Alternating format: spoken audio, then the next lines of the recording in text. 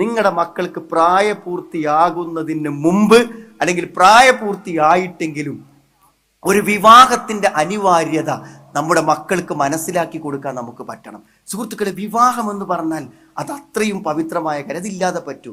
ഞാൻ എപ്പോഴും ആലോചിക്കുന്ന ഒരു കാര്യമാണ്, എങ്ങനെ വിവാഹിതരല്ലാതെ ഒരു ഇണകളില്ലാതെ ദാമ്പത്യമില്ലാതെ എങ്ങനെ നമ്മൾ മുന്നോട്ട് പോകും എന്നൊന്നും നിങ്ങൾ ആലോചിച്ച് നോക്കും. നിങ്ങൾ കാരണം ജീവിതത്തിൽ ഏറ്റവും വലിയ പ്രശ്നം ഞാൻ നേരത്തെ പറഞ്ഞ പോലെ തന്നെ നമ്മുടെ കാര്യങ്ങൾ പരസ്പരം പങ്കുവെക്കലാണ്.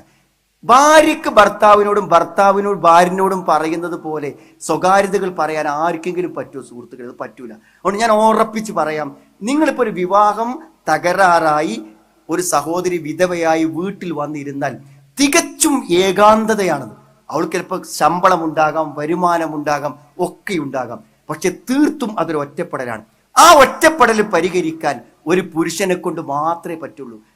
അതേപോലെ തന്നെ ഒരു പുരുഷന്റെ ഒറ്റപ്പെടൽ പരിഹരിക്കാൻ ഒരു സ്ത്രീക്ക് മാത്രമേ പറ്റുള്ളൂ. നിങ്ങൾ വിശ്വസിക്കുമെന്ന് എനിക്കറിയില്ല, 90 വയസ്സായൊക്കെ കഴിഞ്ഞിട്ടായിരിക്കും. 90 വയസ്സ്. ഞങ്ങളെ പട്ടണത്തിൽ താമസിക്കുന്ന ഒരാൾ, അദ്ദേഹം ഫോണിൽ വിളിച്ചു. അത് ശരിക്കും സംസാരിക്കാൻ കഴിയൂല അയാൾക്ക്. ശരിക്കും അയാൾക്ക് സംസാരിച്ചാൽ ഫോണിൽ വ്യക്തമാവൂല, അതിന് മാത്രം പ്രായമുണ്ട്. അപ്പൊ അദ്ദേഹം എന്നോട് ചോദിക്കണത്, ഞാൻ എൻ്റെ മക്കളോട് എനിക്കൊരു വിവാഹം കഴിക്കണം കാരണം ആഗ്രഹമുണ്ട് എന്ന് ഞാൻ എൻ്റെ മക്കളോട് പറഞ്ഞാൽ സത്യത്തിൽ അത് പറയാൻ പറ്റൂ? എൻ്റെ മക്കൾ എന്തെങ്കിലും പ്രശ്നം ഉണ്ടാക്കൂ? അത് ഉസ്താദിനൊന്ന് പറയാൻ പറ്റൂ എൻ്റെ മക്കളോട്? എൻ്റെ മക്കളെയൊക്കെ നിങ്ങൾക്ക് അറിയാലോ, എനിക്കൊരു വിവാഹം വേണമെന്ന്. അപ്പൊ അദ്ദേഹത്തിന് ഭാര്യയുണ്ട്, അവർ രോഗിയായി അവശയായി കിടക്കാണ്. അപ്പൊ നമ്മൾ കേൾക്കുമ്പോൾ എന്താ മനസ്സിലാകുക? അവരൊന്നും മരിക്കാൻ പോലും കാത്തു നിൽക്കാൻ പറ്റുന്നില്ലല്ലോ ഇയാൾക്ക് എന്നാണ്. ഇപ്പൊ ഞാൻ വെറുതെ അദ്ദേഹത്തോട് ഇങ്ങനെ അറിയാൻ വേണ്ടി ചോദിച്ചു, എന്താ നിങ്ങളെ പ്രശ്നം ചോദിച്ചു. ഒറ്റപ്പെട്ടു പോയി മൗലവി, വല്ലാതെ ഒറ്റപ്പെട്ടു പോയി, എനിക്ക് പറ്റണില്ല.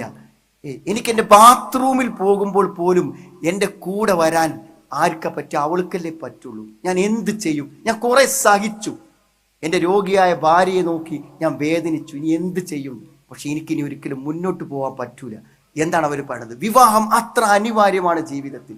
മനസ്സിലായി? 50 വയസ്സായ ഒരു സഹോദരി കഴിഞ്ഞ ദിവസം ഇതുപോലെ എന്നെ വിളിച്ചിട്ട് പറഞ്ഞു, ഞാനും ഉമ്മയും ഒറ്റക്കാണ് താമസിക്കുന്നത്, ഞാൻ ഡൈവേഴ്സായി വിധവയാണ്, എനിക്കൊരു വിവാഹം വേണം. ഉമ്മ ഒരു നിലക്കും സമ്മതിക്കുന്നില്ല. ഇപ്പൊ എന്താ ഉമ്മ സമ്മതിക്കത്ത്? ഉമ്മാക്ക് അങ്ങനെ ഒരു വിശ്വാസമാണ്, എന്ത് വിവാഹമോചിതരായ ആള് പിന്നെ വിവാഹം കഴിക്കാൻ പറ്റൂല എന്നാണ് ഉമ്മന്റെ വിശ്വാസം. അതുകൊണ്ട് ഉമ്മ പറഞ്ഞു, ഇനി നിനക്ക് കല്യാണം കഴിക്കാൻ പറ്റില്ല. ഞാൻ പറഞ്ഞു, ഒരു ഉമ്മ മാത്രമാകുമ്പോൾ എങ്ങനെ എൻ്റെ മോളൊരു വിവാഹം നടക്കട്ടെ എന്നല്ല ആഗ്രഹിക്കാം. സഹോദരങ്ങൾ, ഒരു വിവാഹം അത്രയും അനിവാര്യവും അത്രയും അത്യാവശ്യമാണ്.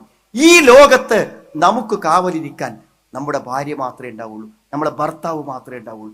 അതുകൊണ്ട് ആ സ്നേഹബന്ധത്തെ ഏറ്റവും നന്നായി മുന്നോട്ട് കൊണ്ടുപോകണം. അതുകൊണ്ട് നിങ്ങളുടെ മകൾ ഒരു വിവാഹം വേണ്ടെന്ന് പറഞ്ഞാൽ അവളുടെ ജീവിതത്തിൽ മരണം വരെ അവൾ ഒറ്റപ്പെട്ടു പോകും, അവൾ അനാഥമായി പോകും, അവളെ ആരെങ്കിലും റാഞ്ചിയെടുക്കും, ആരെങ്കിലും ദുരുപയോഗപ്പെടുത്തും, ജീവിതകാലം മുഴുവൻ മറ്റുള്ളവരാൽ ചൂഷണം ചെയ്യപ്പെടും. അതുകൊണ്ട് അവൾക്കൊരു കാവൽ, അവർക്കൊരു തുണ, അവൾക്കൊരു രക്ഷിതാവ്, അതാണ് ഭർത്താവ്.